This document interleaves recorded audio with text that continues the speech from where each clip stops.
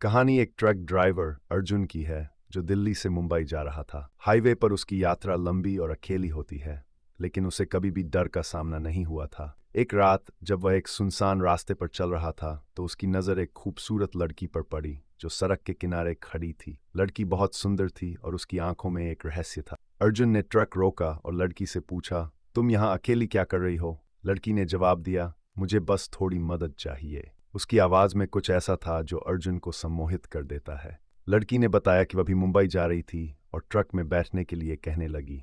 अर्जुन ने उसे बैठने का न्योता दिया और दोनों का सफ़र शुरू हो गया। जैसे ही ट्रक हाईवे पर आगे बढ़ता है, अर्जुन और लड़की के बीच बातचीत शुरू होती है। लड़की ने अपना नाम नदी बताया, लेकिन उसकी बातें अर्जुन को कुछ अजीब लगती हैं। नदी कहती है कि वह एक छोटे से गांव से आई है और उसे ट्रक के सफ़र का बहुत शौक है।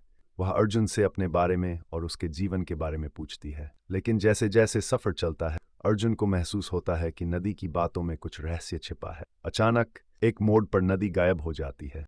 अर्जुन को लगता है कि यह किसी मजाक का हिस्सा है, लेकिन जब उसने ट्रक को रोका और चारों ओर देखा तो नदी का कहीं कोई निशान नहीं था। अर्जुन को लगा कि उसकी आंखों का धोखा हो सकता है, लेकिन फिर भी उसने ये सोचा कि कहीं कुछ तो गड़बड़ है। वह धीरे धीरे ट्रक चलाने लगता है, लेकिन अब उसे बहुत अकेलापन महसूस होने लगा। कुछ दिन बाद अर्जुन फिर से उसी रास्ते पर ट्रक चला रहा था जब उसे फिर से उसी स्थान पर नदी नजर आई। इस बार उसने ठान लिया कि वह नदी से पूछेगा कि वह कौन है। ट्रक रोककर उसने नदी से पूछा, तुम फिर से यहाँ कैसे आ गई? नदी मुस्कुराते हुए कहती है, मैं हमेशा से यहाँ थी, तुमसे पहले भी। अर्जुन को यह सुनकर चौंका सा जाता है। नदी फिर से ट्रक में बैठने के लिए कहती है। अर्जुन डरते हुए उसे बैठने देता है। अब नदी अपने बारे में और अधिक बातें करने लगती है और कहती है, मैं एक चुड़ैल हूँ और इस हाईवे पर मेरी आत्मा फंसी हुई है। मैं एक ऐसी लड़की थी जो एक दुर्घटना में मारी गई थी और अब मैं हर रात इस हाईवे पर घूमती हूँ।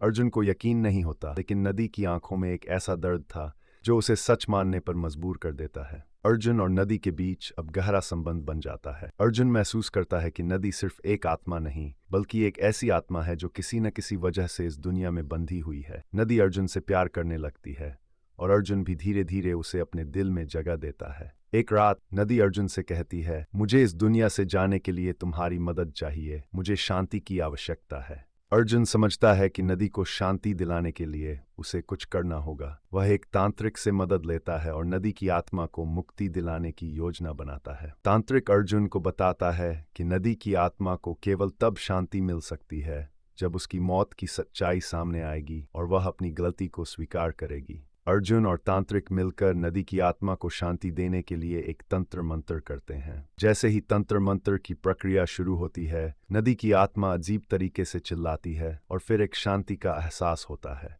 अर्जुन को महसूस होता है कि नदी अब उसे छोड़ चुकी है और अपनी मुक्ति पा चुकी है। नदी की आत्मा अब इस दुनिया से चली जाती है, लेकिन अर्जुन के दिल में उसका प्यार हमेशा के लिए बस जाता है। नदी की आत्मा के जाने के बाद अर्जुन का जीवन पहले जैसा नहीं रहता। वह हर रात हाईवे पर ट्रक चलाते हुए नदी को याद करता है। वह अब भी विश्वास करता है कि उसकी मुलाकात सिर्फ एक आत्मा से नहीं, बल्कि एक सच्चे प्यार से हुई थी। एक दिन अर्जुन उसी हाईवे पर ट्रक चला रहा था और अचानक उसे वही खूबसूरत जगह दिखी जहां उसने नदी से पहली बार मुलाकात की थी। वह रुकता है और सोचता है, क्या सच में वह एक आत्मा थी, या मेरे दिल ने उसे इतना चाहा कि वह मेरे पास आ गई। अर्जुन मुस्कुराता है और अपनी यात्रा फिर से शुरू करता है, लेकिन अब उसके दिल में एक शांति है, वो प्यार जिसे उसने कभी नहीं भुलाया।